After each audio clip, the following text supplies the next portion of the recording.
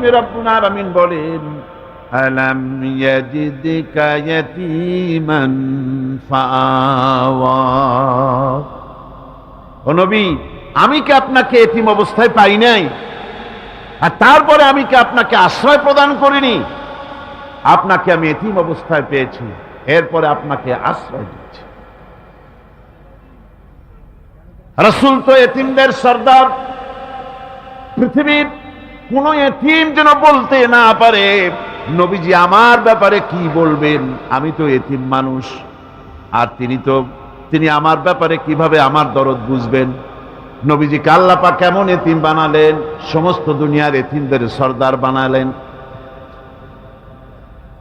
মায়ের পেটে যখন তিনি ছিলেন, 6 মাসের সময় মায়ের পেটে থাকাকালীন বাপের এতিম হয়ে গেলেন। যখন প্রসব বেদনা শুরু হয়েছে মায়ের, দুনিয়ায় যখন তিনি আসবেন, হযরতে আমেনা ঘরের ভিতরে বসে তার অবস্থাটা কি? এই সন্তান পৃথিবীতে আসতে পরে যিনি সবচাইতে বেশি খুশি হবেন, তিনি তো আজ দুনিয়ায় নাই। মনের ভিতরে কত কষ্ট। আল্লাহ রাব্বুল আলামিন তার হাবিবকে দুনিয়া আনলেন। রাসূলের দাদা ঘরের সামনে তাঁবুর সামনে দাঁড়ায়া তায়েফ থেকে আগত সাদিয়া গোত্রের লোকদেরকে বলতেছেন, এই ঘরের ভিতরে একটা এতিম বাচ্চা আছে, বেশি টাকা করি দেওয়া যাবে না, যদি দয়া হয় নিয়ে যাও। গরিব মানুষ, এতিম মানুষ দেখে শুনে কেউ আর নিতে চায় না। সবশেষে এলেন ভাগ্যবতী মেয়ে, ভাগ্যবতী মহিলা হযরতে হালিমাতুস সাদিয়া। তিনি এসেছেন, কোনো ছেলে পেলে পায় নাই, সকলের শেষে তিনি এসেছেন। আব্দুল মুত্তালিব বলছেন, এই ঘরের মধ্যে একটা এতিম বাচ্চা আছে, দয়া হলে নিয়ে যেতে পারো। তিনি স্বামীর সঙ্গে পরামর্শ করলেন, এরপরে বললেন, যদি দেখতে অন্তত ভালো হয়, মন যদি ভালো লাগে নিয়ে যাব, একেবারে খালি হাতে ফিরে যাওয়ার চাইতে তো ভালো। হযরতে হালিমা বলেন, আমি ঘরের মধ্যে প্রবেশ করলাম, মা আমেনার কোল থেকে শিশু মুহাম্মদ সাল্লাল্লাহু আলাইহি ওয়াসাল্লামকে যখন আমি কোলে নিলাম, আমি হুজুরের চেহারার দিকে নজর করে দেখলাম, আমার কাছে মনে হলো যেন পূর্ণিমার চাঁদটা আমার কোলে ধরা দিয়েছে। রাসূল কি শিশু মুহাম্মদ সাল্লাল্লাহু আলাইহি ওয়াসাল্লাম কি যখন নিয়ে বাড়ির দিকে রওনা হলাম, যে গাধা আমার সকলের পেছনে এসেছে, সেই গাধা এখন সকলের আগে ছুটে চলে যায়। এরপরে বাড়ি যখন নিয়ে গেলাম, কুয়ায় পানি বাড়লো,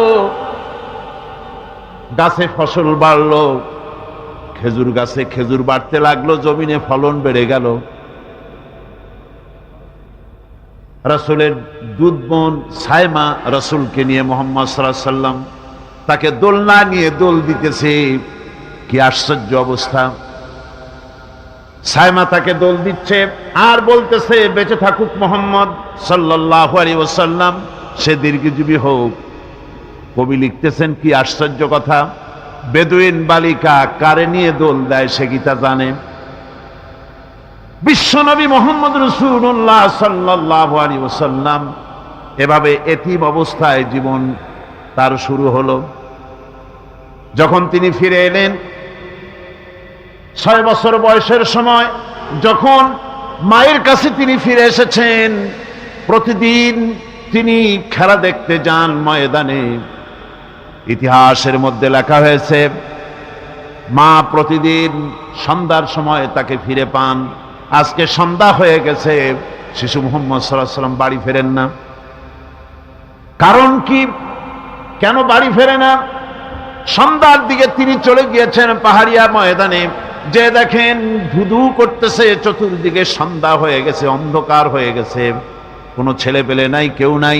পাহাড়ের পাদদেশে বসে শিশু মুহাম্মদ সাল্লাল্লাহু আলাইহি ওয়াসাল্লাম কাঁদতেছেন। মা প্রশ্ন করলেন, বাবারে, সন্ধ্যা উত্তীর্ণ হয়ে গেল, কেন একা একা বসে বসে কাঁদো? তিনি বলছেন, মাজি, আজ কদিন খেলা দেখতে আসলাম ময়দানে, প্রতিদিন দেখি যখন সন্ধ্যা হয়ে যায় মুরব্বী শ্রেণীর কিছু লোক আসে, ছেলেকে নাম ধরে ডাক দেয়, ছেলেরা দৌড়ে তার বাবার কাছে চলে যায়, আর বাবা ছেলেকে কোলে নিয়ে মুখে চুমা দিয়ে বাড়ির দিকে নিয়ে যায়। আমি আজ কদিন পর্যন্ত এই ময়দানে এলাম, কোনদিন সন্ধ্যাবেলায় তো কেউ এসে আমাকে মোহাম্মদ বলে একটা ডাক দিল না। আমার আব্বা কি নাই? আল্লাহ রাব্বুল আলামিন বলেন, আলাম ইয়াজিদকা ইয়াতীমান ফাআওয়া। এরকম এতিম অবস্থায় পেয়ে আমি কি আপনাকে আশ্রয় দেই নাই? আপনাকে আমি পেয়েছি এতিম অবস্থায়, এরপরে আমি আপনারে আশ্রয় দিলাম। ওয়া ওয়াজাদাকা দাল্লান ফাহাদা।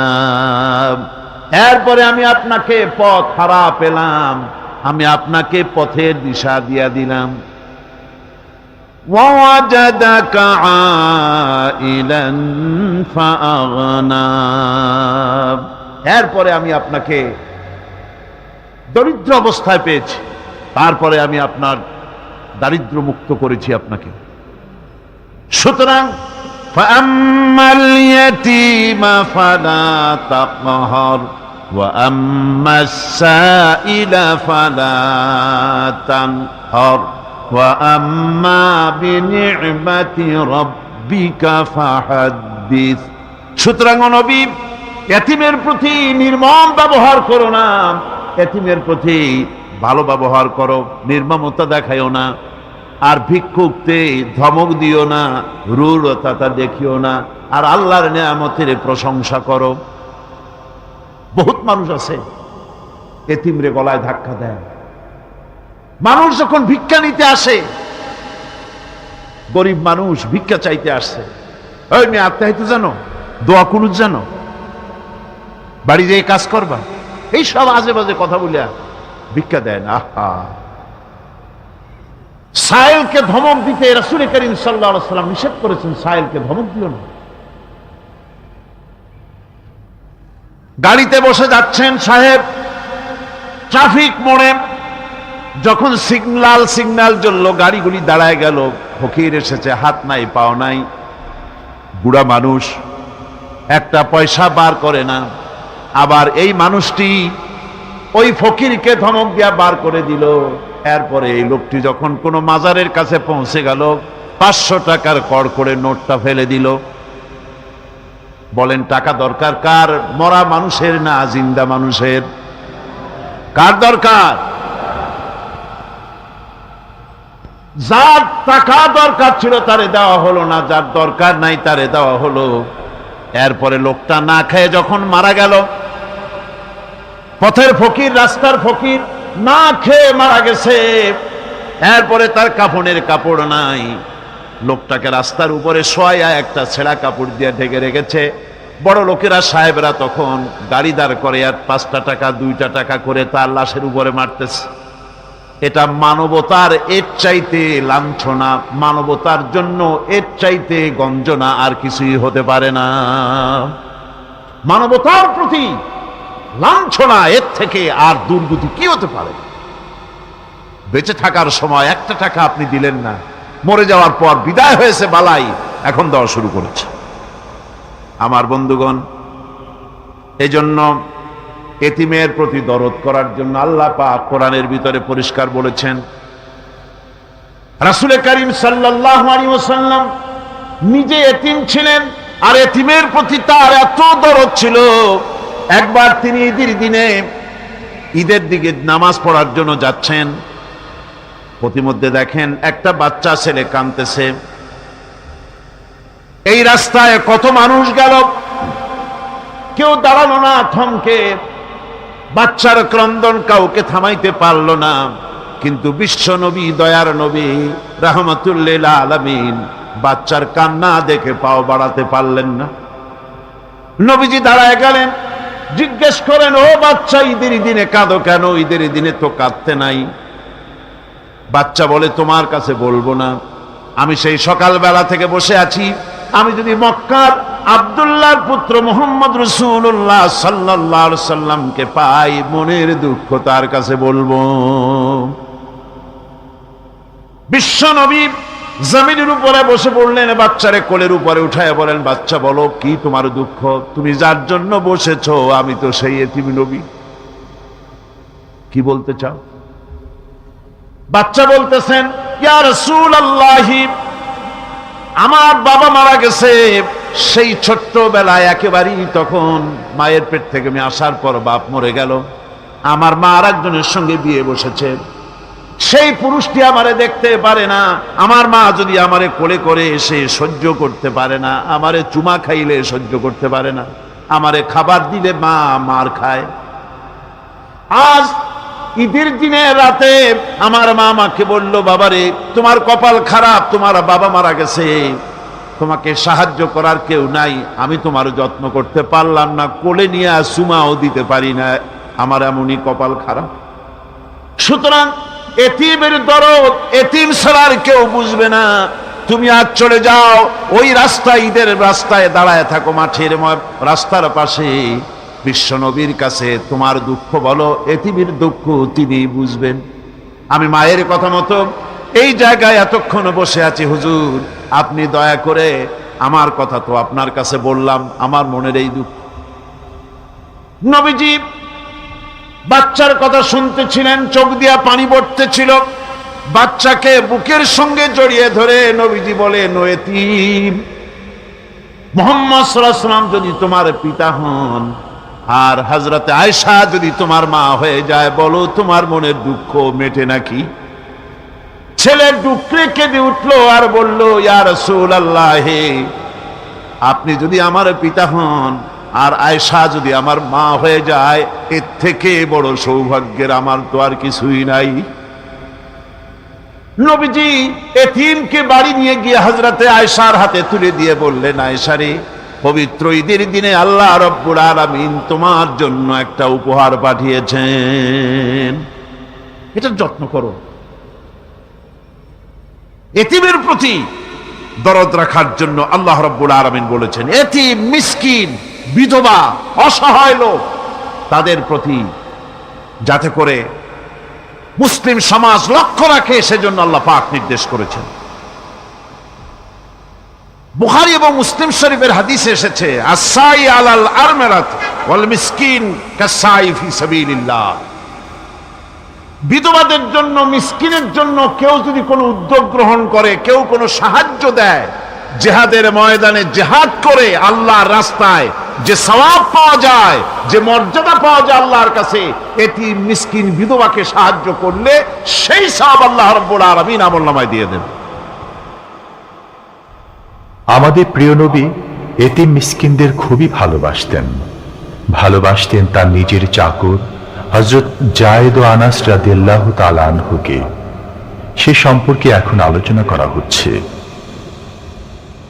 তার চরিত্রই প্রমাণ করে, নবীদেরকে বায়নাত দেওয়া হয়েছে, এমন চরিত্র আচার আচরণ দেওয়া হয়েছে যাতে করে লোকেরা অভিভূত হয়ে যায়, আকৃষ্ট হয়ে যায়। হযরতে যায়েদ, তিনি তো কৃতদাস ছিলেন, হারায় গেলেন বাপ মা থেকে, আর এরপরে কুদরত তারে মুহাম্মদ সাল্লাল্লাহু আলাইহি ওয়াসাল্লামের ঘরে উঠায় দিল। তিনি তখন আল্লাহর নবী, তখনও নবুয়তের দায়িত্ব পান নাই। যায়েদের পিতার কাছে খবর হয়ে গেল, যায়েদ আছে রাসূলের বাড়িতে, মুহাম্মদ সাল্লাল্লাহু আলাইহি ওয়াসাল্লামের বাড়ি। মক্কায় তারা এসে হুজুরের সঙ্গে দেখা করে বললেন, মুহাম্মদ সাল্লাল্লাহু আলাইহি ওয়াসাল্লাম, জানতে পেরেছি আপনার কাছেই আমাদের ছেলে যায়েদ আছে, মেহেরবানি করে তাকে আমাদেরকে ফিরায় দেন। হুজুর বলেন, যায়েদ যদি তোমাদেরকে চিনতে পারে আর যদি যেতে চায়, আমার পক্ষ থেকে কোনো আপত্তি নাই, অবশ্যই যাবে।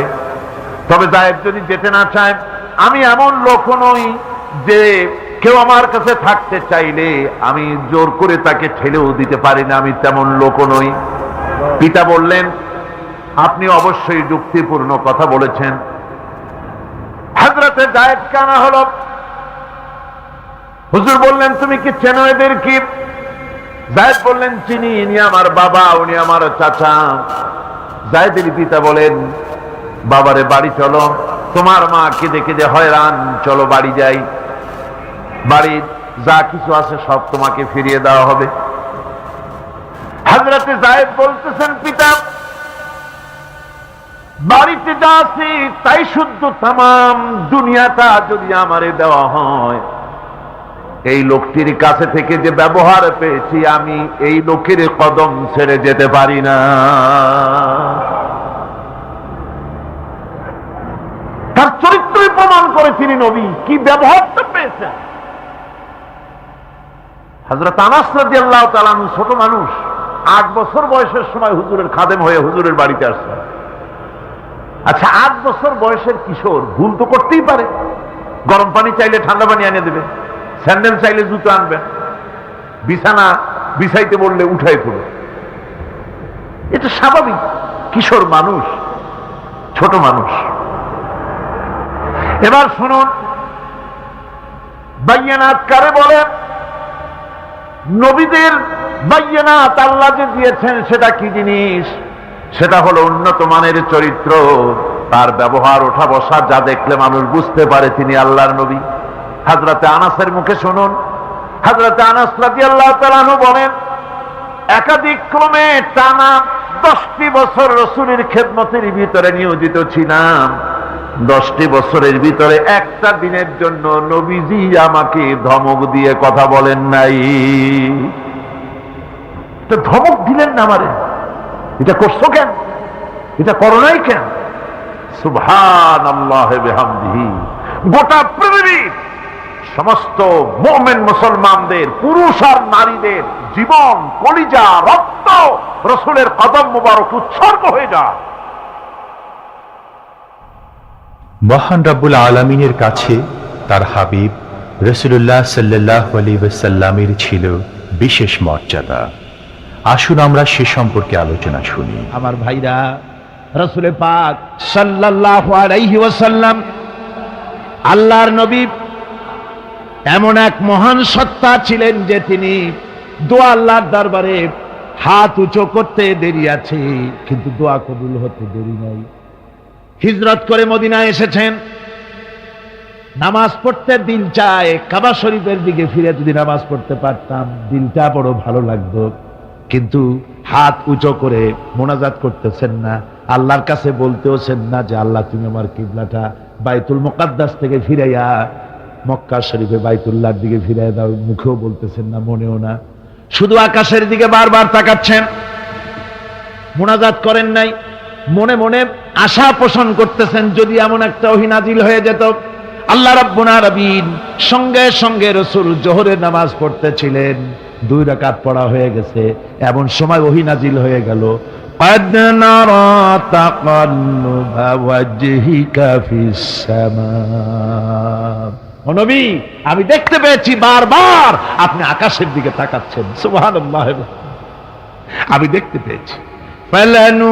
فلنولينك قبلة ترضاها فول وجهك شطر المسجد الحرام। আর দেরি নাই, আপনার মনের আশা পুরা হয়ে গেছে, এক্ষুনি আপনার কিবলা পরিবর্তন করুন। হুজুর 2 রাকাত পড়েছিলেন বাইতুল মাকদাসের দিকে ফিরে, বাকি 2 রাকাত তিনি মক্কা শরীফের কাবা শরীফের দিকে ফিরলেন। আজও পর্যন্ত সেই মসজিদ আছে, সাক্ষ্য দিচ্ছে নবীর কথা কিভাবে মঞ্জুর হয়। মসজিদে কিবলাতাইন মদিনা মুনাওয়ারায় সেই মসজিদ আজও আছে। ভাইরা আমার, রাসূল পাক সাল্লাল্লাহু আলাইহি ওয়াসাল্লাম এত বড় মর্যাদা সম্পন্ন ব্যক্তিত্ব, মহান ব্যক্তিত্বের উম্মতের মধ্যে আল্লাহ আমাদের শামিল করেছেন। শুকরিয়া স্বরূপ আমরা পড়ি আলহামদুলিল্লাহ। জোরে সোরে পড়েন আলহামদুলিল্লাহ। আমার ভাইরা, মর্যাদা এত বেশি আল্লাহ রাসূলকে আল্লাহ রাব্বুল আলামিন দান করেছেন। এই পৃথিবীতে কোন মানুষের সঙ্গে যদি আপনি বেয়াদবি করেন, তিনি আপনার বাপ হোক, তিনি আপনার মা হন, অথবা আপনার উস্তাদ হন, অথবা আপনার পীর হন, যে কেউ হোক না কেন, কারো সঙ্গে যদি কোনো বেয়াদবি হয়ে যায় তো শুধু একটা বেয়াদবি ছাড়া আর কিছুই না। কিন্তু নবীজির সঙ্গে যদি কেউ বেয়াদবি করে, সেটা শুধু বেয়াদবি থাকে না, কুফরি হয়ে যায়। কি হয়ে যায়? কুফরি হয়ে যায়। রাসূলুল্লাহকে কেউ তাওহীন করলে, অসম্মান করলে, সমালোচনা করলে কাফের হয়ে যায়। যেমন কি হয়ে যায়? কত বড় মর্যাদা! রাসূল পাক সাল্লাল্লাহু আলাইহি ওয়াসাল্লাম তার সামনে সাহাবায়ে কেরাম বসা, হুজুর কথা বলছেন, সাহাবায়ে কেরাম তারাও কথা বলছেন। কথা বলতে বলতে এক পর্যায়ে সাহাবীদের গলার আওয়াজ বড় হয়ে গেছে। হুজুরের গলার আওয়াজ শোনা যায় না, সাহাবীদের গলার আওয়াজটা বড় হয়ে গেল। আল্লাহ রাব্বুল আলামিন এতটুকুর বরদাস্ত করলেন, আমার নবীর গলার আওয়াজের চাইতে তোমাদের আওয়াজ বড় হলো কেন? সঙ্গে সঙ্গে ওহী নাজিল হয়ে গেল। আল্লাহ রাব্বুল আলামিন বলেন, ইয়া আইয়ুহাল্লাযীনা আমানু লা তারফাউ আসওয়াতাকুম ফাওকা সাওতিন নবী।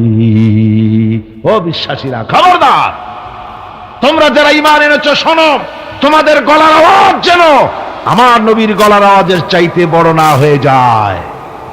যদি তা হয়, আনতাহবাতা আমালুকুম, জীবনের সমস্ত ভালো কাজগুলি আমি আল্লাহ বরবাদ করে দেব। আজ পর্যন্ত এই আয়াতে কারিমা রাসূল পাক সাল্লাল্লাহু আলাইহি ওয়াসাল্লামের রওজায়ে আতহারের সামনে সবুজ সাইনবোর্ডের উপরে সোনার অক্ষর দিয়ে এই আয়াতে কারিমা লেখা রয়েছে, সুবহানাল্লাহ।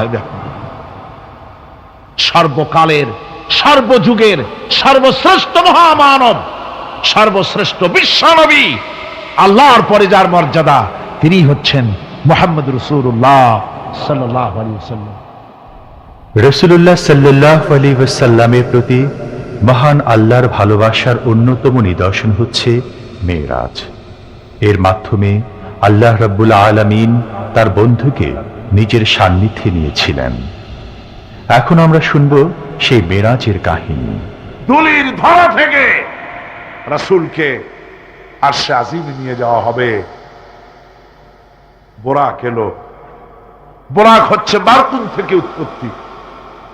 এর অর্থ হচ্ছে বিজলি, বৈদ্যুতিক গতি সম্পন্ন, ঘোড়ার চাইতে ছোট, খচ্চরের চাইতে বড়, এই জাতীয় একটা প্রাণীর মতো হযরতে জিবরাইল নিয়ে আসলেন। আমাদের দেশে কারো কারো বাড়িতে আয়নায় বান্দানো থাকে এই ছবিটা। ঘোড়া আছে, দুইটা ডানা আছে, মাথাটা মেয়ে লোকের মতো, চুলগুলো ঝুলে পড়ছে, নিচে লেখা আছে হাজা বুরাকুন নবী সাল্লাল্লাহু আলাইহি ওয়াসাল্লাম। আন্দাজে কোথায় পাইছে আল্লাহ, মিথ্যে কথা, বাজে কথা। আল্লাহ এরকম একটা মেয়ে লোক মার্কা ঘোড়া পাঠাইছিল হুজুরকে নেওয়ার জন্য, এটা কথা হইল? রাসূলকে মক্কা থেকে, উম্মে হানি থেকে হুজুরকে বের করে নিয়ে যাওয়া হলো বাইতুল মাকদাসে। সমস্ত পয়গম্বর, দুনিয়া আল্লাহ যাদের পাঠিয়েছিলেন, সমস্ত রূহ উপস্থিত ছিল সেখানে। রাসূল করিম সাল্লাল্লাহু আলাইহি ওয়াসাল্লাম এখান থেকে মেরাজ করলেন। এতটুকুন ছিল ইসরা। কোরআনে কারীম বলছে, আজকের কারি সাহেব যেখান থেকে তেলাওয়াত করেছিলেন, সুবহানাল্লাযী আসরা বিআবদিহি লাইলাম মিনাল মাসজিদিল হারামি ইলাল মাসজিদিল আকসা।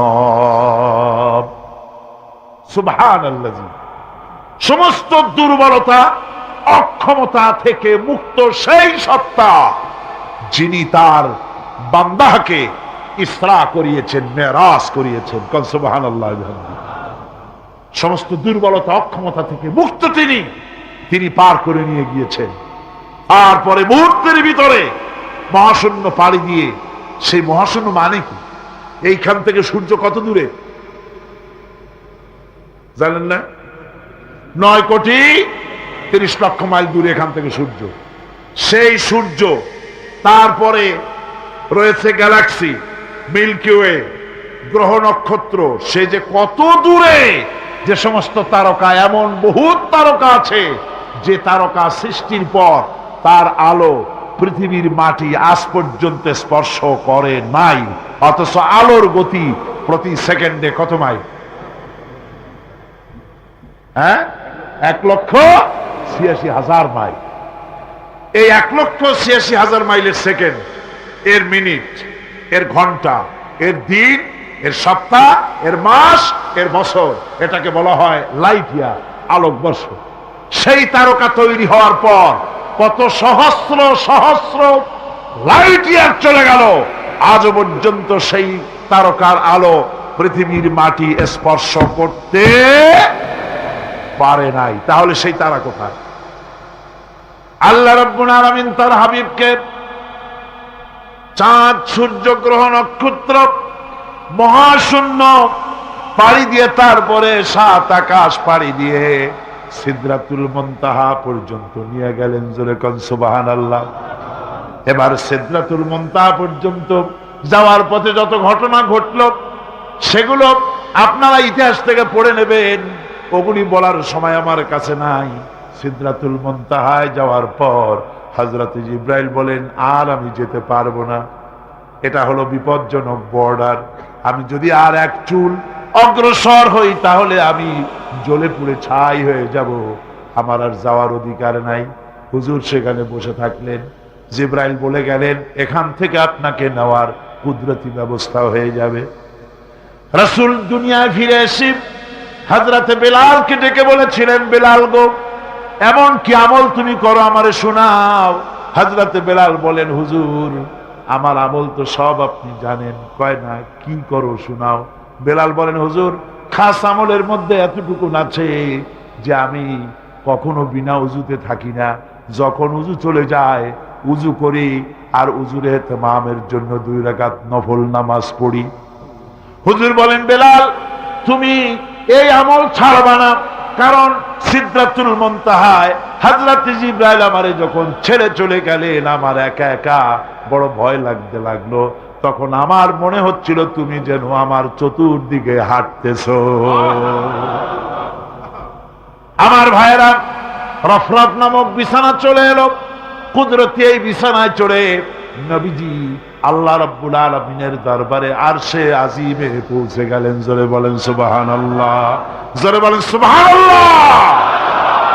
যেখানে পৃথিবীর কোন মানুষের যাওয়া সম্ভব নয়, গোটা পৃথিবীর মানুষের মর্যাদা আল্লাহ পাক বাড়ায় দিলেন, আরশে আজিমে হুজুরকে নিয়ে গেলেন।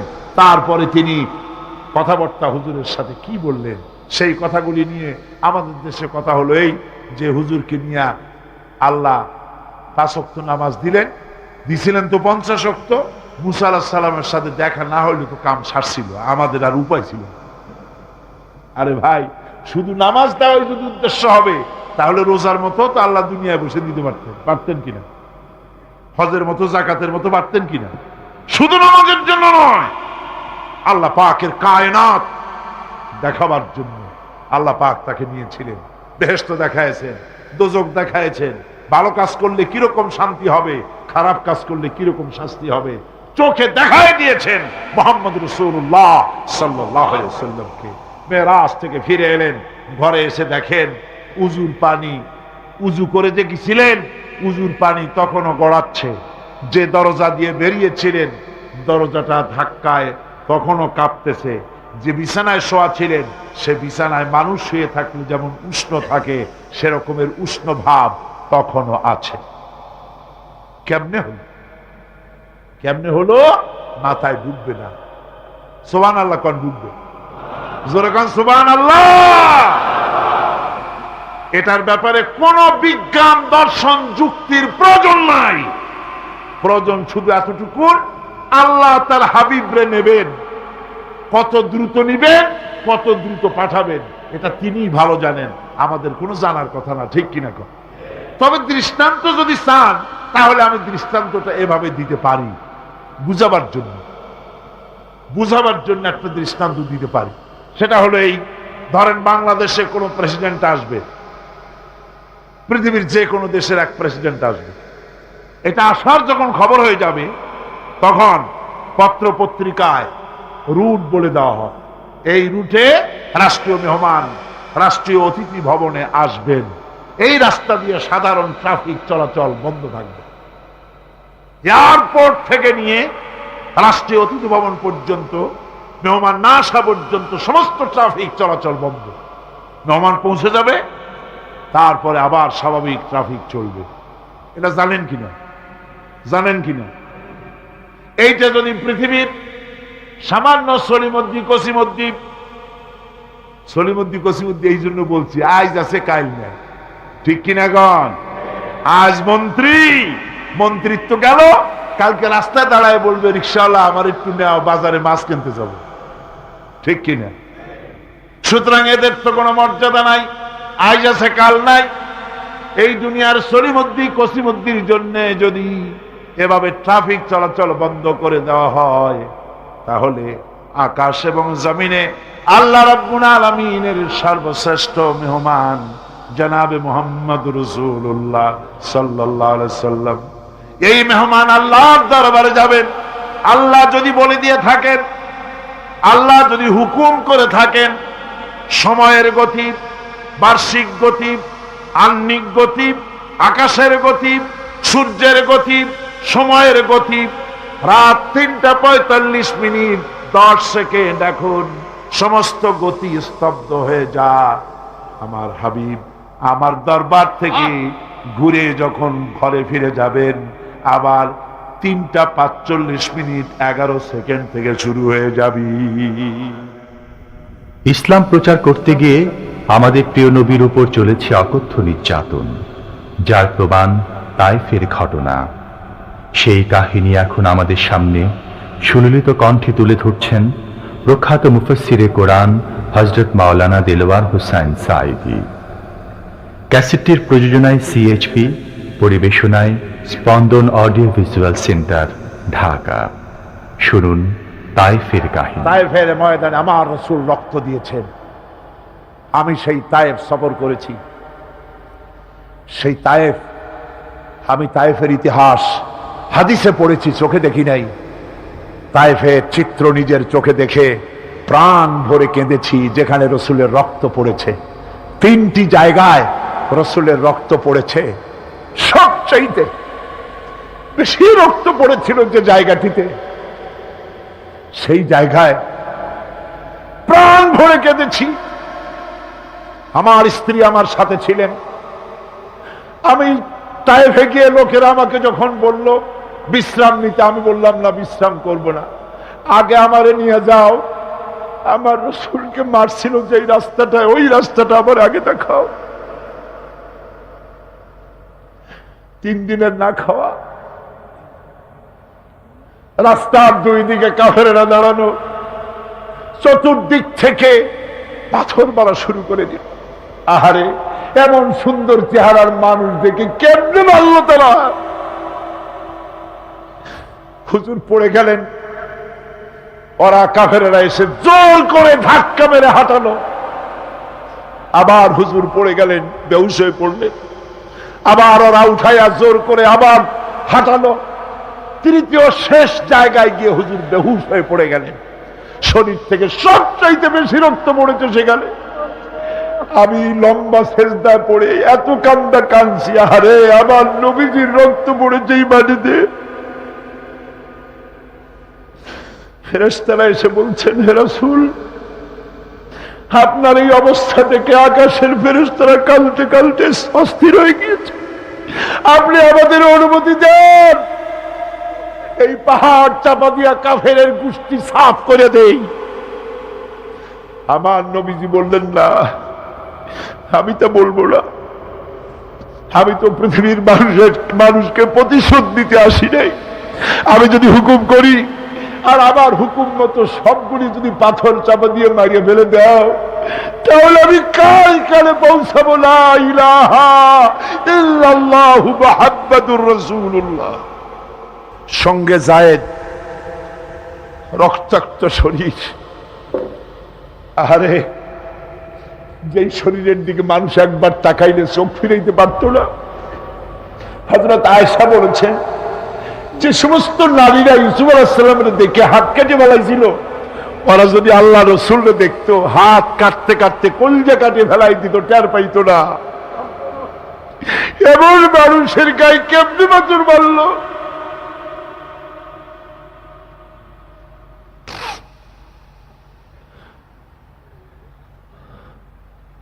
রাসূল করিম সাল্লাল্লাহু আলাইহি ওয়াসাল্লাম বসে আছেন, শরীর থেকে রক্ত ঝরছে।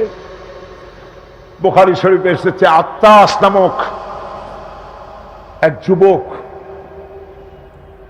আঙ্গুরের বাগান থেকে এক গ্লাস আঙ্গুরের শরবত এনে হুজুরের হাতে দিলেন। এত কষ্টের পর 3 দিনের না খাওয়া ক্ষুধার্ত নবী এক গ্লাস আঙ্গুরের শরবত সবটুকুন পান করে একটা স্বস্তির নিঃশ্বাস ফেললেন। বললেন, তোমার নাম না আত্তাস? তিনি বললেন, হ্যাঁ আমার নাম আত্তাস। তোমার বাড়ি হযরত ইউনূস আলাইহিস সালামের গ্রামে? বললেন যে হ্যাঁ আমার বাড়ি ইউনূস আলাইহিস সালামের গ্রামে। যুবক জিজ্ঞেস করলেন, হুজুর আপনি কি করে বুঝলেন আমার নাম আত্তাস আর আমার বাড়ি ইউনূস আলাইহিস সালামের গ্রামে? আপনি জানলেন কি করে? হুজুর বললেন, আমিও নবী, ইউনূস আলাইহিস সালামও নবী, এক নবীর খবর আর এক নবীর কাছে থাকে। রাসূল গায়ের রক্তগুলি ধুইয়ে 2খানা হাত আল্লাহর দরবারে তুললেন। আজকে দুনিয়ায় কেউ নাই হুজুরের, খাদিজা নাই, আবু তালেবও নাই, রাসূল একা। সাহাবীরা দিনের বেলায় কাফেরদের ভয়তে হুজুরের সঙ্গে দেখা করতে পারে না। হুজুর বলেন, আমার ওই কষ্টের সময় খাদিজা নাই। ওই সব পাথরগুলি আমি আজও চিনি, যে পাথরগুলি আমি যাওয়ার সময় রাস্তায় পাথরগুলি আমাকে বলেছে, আসসালামু আলাইকা ইয়া রাসূলুল্লাহ। পাথরগুলি আমাকে সালাম করেছে। আল্লাহ পাক আমাকে সান্ত্বনা দিয়ে বলেছেন, ইয়া আইয়ুহান নবী হাসবুকাল্লাহ। ও নবী, কোন চিন্তার কারণ নাই, আমি আল্লাহ তোমার জন্য যথেষ্ট। আবু জেহেল, আবু লাহাব, উতবা এবং শাইবা সব সময় রাসূল করিম সাল্লাল্লাহু আলাইহি ওয়াসাল্লামের বিরুদ্ধচারণে ব্যস্ত থাকত। তারা মহাগ্রন্থ আল কোরআনের উৎস জানার চেষ্টা করল। এই সম্পর্কে মুহতারাম মাওলানা আলোচনা করছেন। আবু জেহেল, আবু লাহাব, উতবা, শাইবা এরা সবাই রাসূলের ঘরের 4 কোণায় দাঁড়িয়ে কোরআনে কারীম তারা আবিষ্কার করতে গেছে যে মুহাম্মদ সাল্লাল্লাহু আলাইহি ওয়াসাল্লাম কোরআনের নামে যে কথাগুলি বলেন, এই কথাগুলি তিনি কোত্থেকে আবিষ্কার করেন, কোথা থেকে পান? তিনি কি কোনো কবির কাছ থেকে ট্রেনিং নেন? কোথা থেকে এগুলি পান তিনি? তাই জানার জন্য ওরা গিয়ে, আবু জেহেল যে গিয়েছে আবু সুফিয়ান তা জানে না, উতবা যে গিয়েছে শাইবা তা জানে না, একে অপরের অজান্তে ঘরের 4 কোণায় দাঁড়িয়ে আছে। গভীর রাত্রে সরকারে দো আলম আশরাফুল আম্বিয়া নবী মুহাম্মদ রাসূলুল্লাহ সাল্লাল্লাহু আলাইহি ওয়াসাল্লাম তেলাওয়াত করা শুরু করেছেন। এখন বুঝুন, একে তো আল্লাহর কালাম আর তেলাওয়াত করছেন তিনি যার উপরে এটা অবতীর্ণ হয়েছে। একটু আগে যে কারি সাহেব তেলাওয়াত করতেছিলেন, কি বলেন, কেমন লাগলো? সুবহানাল্লাহ, সুবহানাল্লাহ, মনে হচ্ছিল সারা রাত তেলাওয়াত হোক আর শুনতে থাকি। এখন বুঝুন যে রাসূল নিজে তেলাওয়াত করতেছেন। আবু জাহেল, আবু সুফিয়ান, উতবা, শাইবা আল্লাহর নবীর ঘরের 4 কোণায় দাঁড়িয়ে নবীজির তেলাওয়াত করা কোরআনে কারীম শুনতেছে। ওদের মনে মনে চিন্তা জাগলো, আর একটু শুনে তারপরে বাড়ি যাব, আর একটু শুনে নেই তারপরে বাড়ি যাব। এভাবে করে চিন্তা করতে করতে নবীজির মুখে আল্লাহ রাব্বুল আলামিনের কালাম শুনে শুনে 4টা কাফেরের জন্য ফজরের রক্ত হয়ে গেছে। বাড়ি যাওয়া তো দূরের কথা, দাঁড়ানো থেকেও কেউ বসার সময় পায় নাই। কোরআনে কারীমের আকর্ষণ, এ মোহাব্বত মানুষকে এভাবে টেনে আনে। দেখুন, শুধুমাত্র লিফলেট ছড়ানো হয়েছে আর পত্রিকায় একটু এসেছে তাফসীরুল কোরআন মাহফিল হবে। 3 দিনের মাহফিলের প্রথম দিনই মাঠের কাম সারা হয়ে গেছে। এরপরে কাল এবং পরশু কি হাসর হবে আল্লাহ রাব্বুল আলামিন ভালো জানেন। আমার ভাইরা, এই আকর্ষণ আমি বলে থাকি আল্লাহর কসম, এই আকর্ষণ সাইদির নয়, এই আকর্ষণ আল্লাহ রাব্বুল আলামিনের কোরআন মাজিদ। এর থেকে যারাই এই কোরআন থেকে মানুষকে বিচ্ছিন্ন করতে চাইবে, ওরাই জনগণ থেকে চিরতরে বিচ্ছিন্ন হয়ে যাবে। বন্ধুগণ, আবু জেহেল, আবু সুফিয়ান, উতবা, শাইবা 4 জন রওনা করেছে সকালবেলায়। আবু জাহেল জিজ্ঞেস করছে, আবু সুফিয়ান রে কখন আসছো? কয় অত রাত্রে। ওতবা সাইবা তারাও বলল অমুক রাত্রে। কেউ কোনো কথা বলে না। আবু সুফিয়ান বলছে, ভাই আবু জাহেল, যদি তুমি রাগ না করো একটা কথা কই। হ্যাঁ বলতে পারো।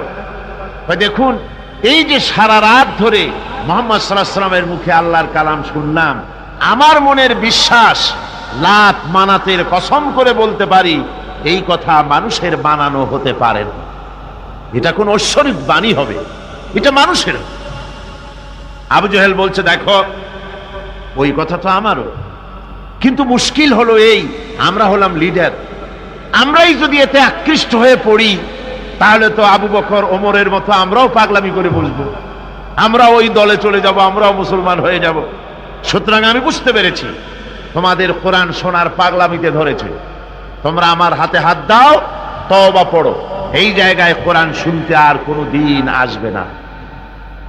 কি করবে? ইচ্ছের বাইরে নেতাকে খুশি রাখতে হয়, তাই বাধ্য হয়ে সবাই তওবা করল। তওবা করে বাড়ি চলে গেছে। সন্ধ্যা যখন পার হয়ে গেল, আবু সুফিয়ান ভাবলো, আবু জেহেল নিজেই যখন তওবা পড়িয়েছে, সে তো আর আসবে না, আর উতবা সাইবা আবু জাহেলের ভয়তে যাবে না।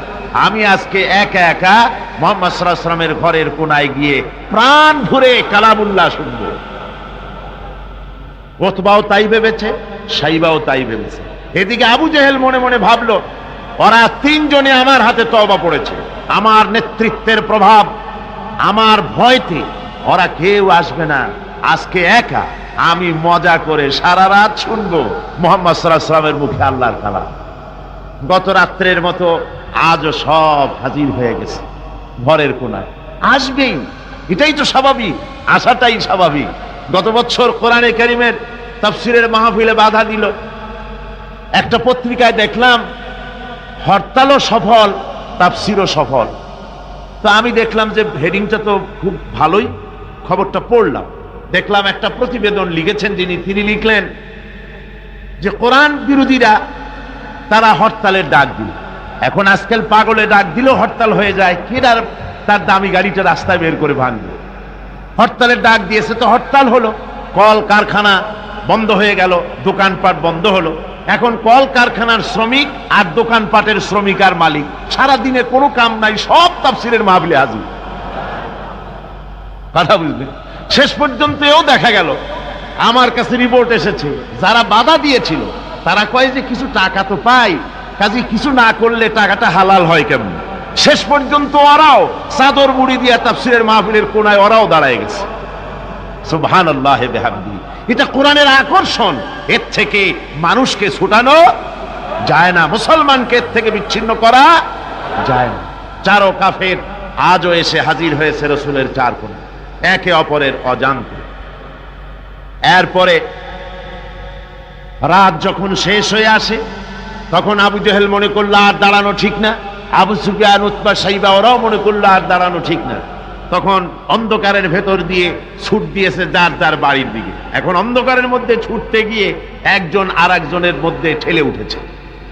আবু জেহেল ঠেলার চোটে ঘাবড়ে গিয়েছে, বলল কে? কয় আমি আবু সুফিয়ান। তুমি কেডা? কয় যে আমি আবু জেহেল। আবু জেহেল বলছে, আবু সুফিয়ান, কালকে তুমি আমার হাতে তওবা পড়লে, আজকে আসলে কেন? কয় যে দেখো, মাতবাড়ি সব জায়গায় চলে না, তুমি আসলা কেন সেইটা কও আগে। চারজন চলতেছে। আবু জেহেল বলল যে শোনো, কোরআনে কারীম শোনা থেকে মানুষকে আমরা বন্ধ করতে পারবো না, আইন পাশ করতে হবে, আইন করে কোরআন শোনার পথকে রুদ্ধ করে দিতে হবে। এরপরে তারা আইন পাশ করলো। কি আইনটা পাশ করলো? আল্লাহ রাব্বুল আলামিন কোরআনে কারীমে ওদের সেই আইনটা, ওরা যেটা পাশ করলো, ওইটা কোরআনে কারীমে আল্লাহ কোট করে রাখলেন। যেহেতু আবু জেহেল মরে যাবে, কিন্তু তার নাতিরা তো মরবে না, ওর নাতিরা তো থাকবে কিয়ামত পর্যন্ত, ওর দৌহিত্র, ওর পৌত্র যা কিছু আছে এগুলো বেঁচে থাকবে দীর্ঘদিন। ওরাও যে এই একই আচরণ করবে তা যেন মুসলমানেরা বোঝে, এই জন্য ওদের সেই আইনটা আল্লাহ রাব্বুল আলামিন, ওরা বলল কি কোরআন সম্পর্কে, তা কোরআনে কারীমে আল্লাহ কোট করে রাখলেন কি? وقال الذين كفروا لا تسمعوا لهذا القرآن والغوا فيه। আজকে এই প্রথমই তেলাওয়াত হয়েছে আয়াত। আমার বন্ধুগণ, আল্লাহ পাক কোরআনে কারিমে বলছেন, কাফেররা সিদ্ধান্ত নিল, লা তাসমাউ লিহাযাল কুরআন, কোরআন শরীফ শুনো না, কোরআন শরীফ কোরআনে কারিম শুনতে যেও না।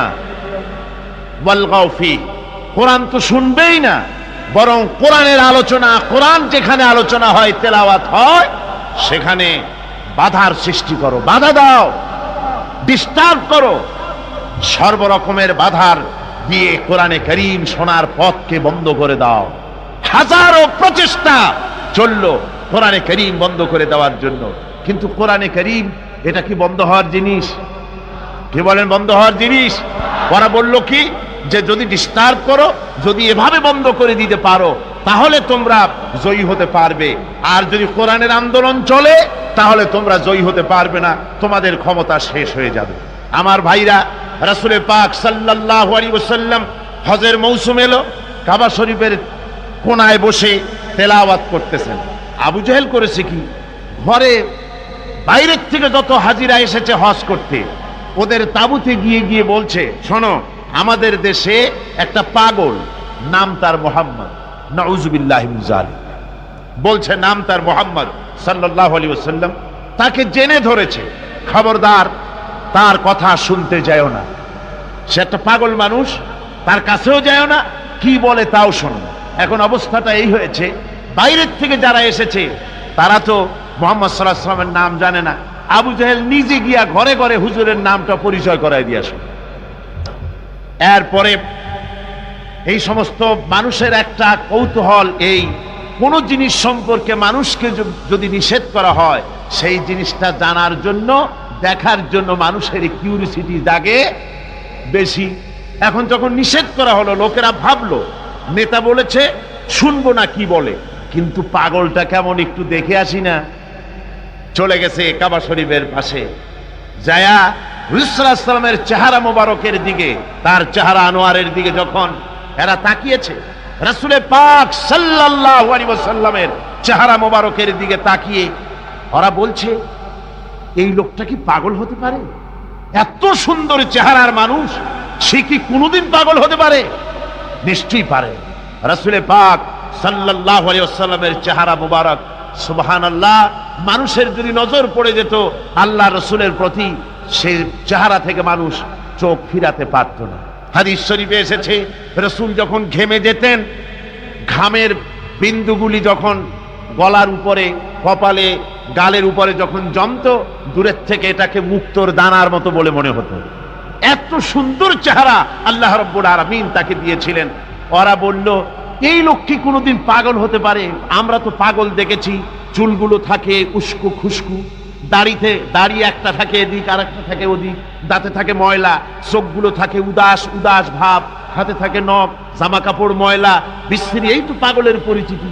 আর এত সুন্দর সুবিন্যস্ত, শ্মশ্রু মণ্ডিত সুন্দর চেহারা, মাথার চুলগুলো এত সুন্দর ভুরু, টানা টানা আঁখি, এত সুন্দর মানুষ আমরা জীবনে কোনোদিন দেখি নাই। এ তো কখনো পাগল হতে পারে না। দেখি না বলে কি, কানের থেকে আঙ্গুল খুলে ফেলেছে। আর অমনি রাসূল পাক সাল্লাল্লাহু আলাইহি ওয়াসাল্লামের তেলাওয়াত করা কালামে পাক ওদের কানের মধ্য দিয়া ঢুকে কলিজায় স্পর্শ করেছে।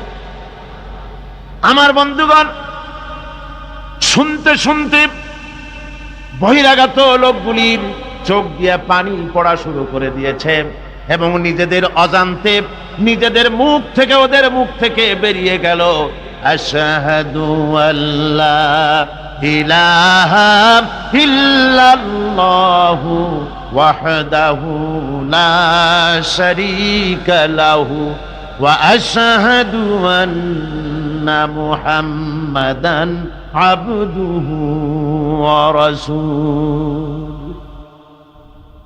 কাফেরদের সাথে রাসূলুল্লাহ সাল্লাল্লাহু আলাইহি ওয়াসাল্লাম হুদায়বিয়া সন্ধি করেন। এর কিছু কিছু শর্ত সাহাবীদের পক্ষে মানা খুবই কষ্টকর ছিল, কিন্তু কৌশলগত কারণেই তারা এই চুক্তি মেনে নিয়েছিলেন। এবারের প্রসঙ্গ হুদায়বিয়ার সন্ধি। হুদায়বিয়ার দিনে হুদাইবিয়ার সন্ধির দিনে সন্ধিপত্র লেখা হলো, হুজুরের নাম লেখা হলো মিম মুহাম্মাদুর রাসূলুল্লাহ। তার পক্ষ থেকে কুরাইশদের মধ্যে চুক্তিপত্র লেখা হচ্ছে। কুরাইশরা বলল, মুহাম্মদ সাল্লাল্লাহু আলাইহি ওয়াসাল্লামের নামের সামনে যদি রাসূলুল্লাহ লেখো তাহলে তো চুক্তির কোনো দরকার নাই, আমরা তো তাকে রাসূল মানি না, নাউযুবিল্লাহ। মুহাম্মদ বিন আব্দুল্লাহ যদি লেখো তাহলেই আমরা এই চুক্তি মানব।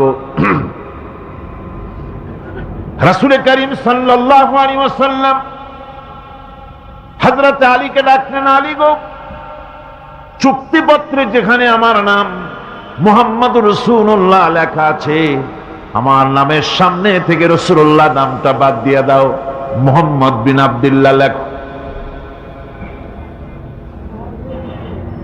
হযরত আলী বলছেন, ইয়া রাসূলুল্লাহ, সারা জীবন আপনার গোলামি করেছি, যা বলেছেন তাই শুনেছি, জীবনটাও আপনার জন্য দেওয়ার জন্য প্রস্তুত আছি, ভবিষ্যতেও যত কথা বলবেন সব মাথা পেতে মেনে নেব, কিন্তু আজকের এই হুকুম আমার পক্ষে মানা সম্ভব হবে না। আমি আলীর পক্ষে কিছুতেই সম্ভব নয় যে আল্লাহর নবীর নামের সামনে থেকে মুহাম্মদুর রাসূলুল্লাহ আমি কেটে দেব। রাসূলুল্লাহ শব্দ আমি কাটতে পারবো না, এটা আমার পক্ষে সম্ভব নয়। নবীজি বললেন, আলী, কোন জায়গায় রাসূলুল্লাহ লেখা আমারে দেখো, আমি কেটে দিই।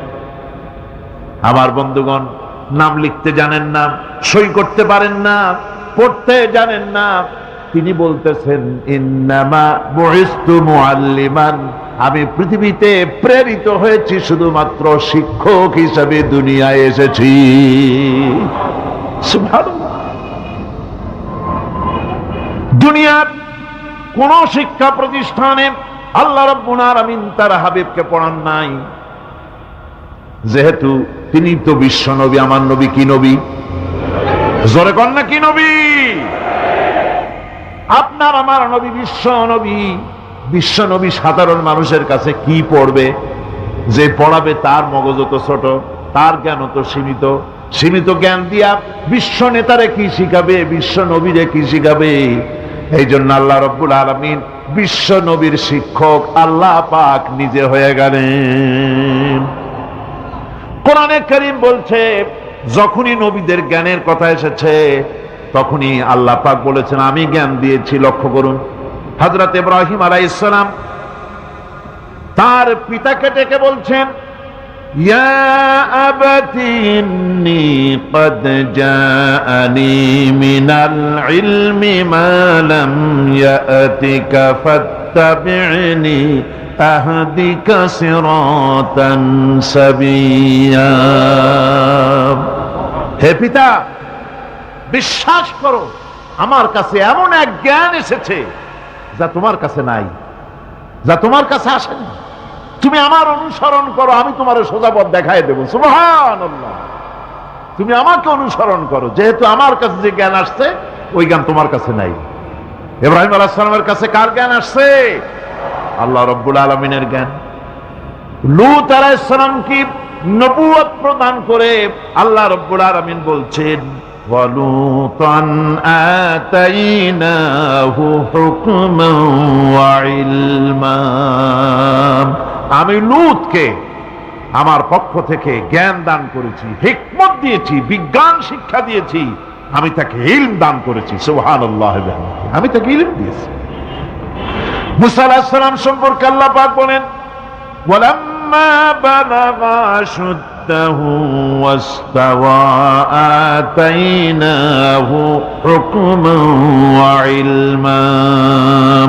মুসা আলাইহিস সালাম যখন বয়স সন্ধিক্ষণে পৌঁছে গেলেন, যখন তিনি পূর্ণ বয়স প্রাপ্ত হলেন এবং তিনি যখন নিজেকে সম্পূর্ণ লালন পালন করার কাজ যখন তার সম্পূর্ণ হয়ে গেল, আমি তখন আমার পক্ষ থেকে তাকে ইলম দান করেছি, জ্ঞান দান করেছি, হিকমত দিয়েছি, জ্ঞান দিয়েছি।